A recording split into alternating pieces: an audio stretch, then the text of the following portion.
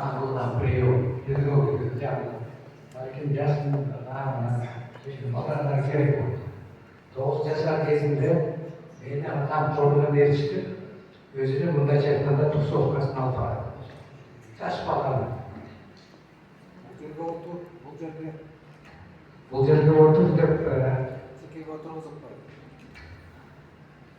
компаниясында жас жазушылар, композиторлар бар эле, художниктер көп эле. Алар 35-40 жашар адамдар.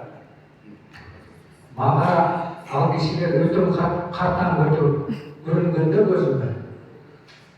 Комнатанын ичи сигареттин түтүнү, стакандар шыгырып атат. Ал кишилер айтып аткан сөздөрдү мен түшүнбөйт элем, абсолютно түшүнбөйт элем. Бирок бул окуя жума сайын кайталанат эле. Атам колумдан алат, ээрчитип отур, ошол жерде унчукпай отур дейт. Азыр 40ка жеткенде түшүндүм. Мындай нерсени анча-мынча мен балдарыма колдум. Педагогика приемде. Көрсө, жаш баланын акыл эси тезирээк өссүн деп ушундай приемде колдонгон экен.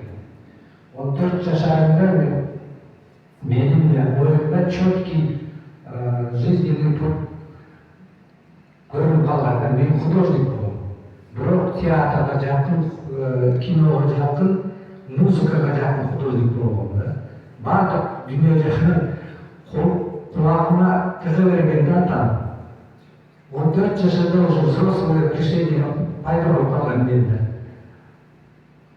Балким бул нерсе мага эле чапталып калган эле, бирок менимче менин балдарыма да ушул прием иштеп калды дейм.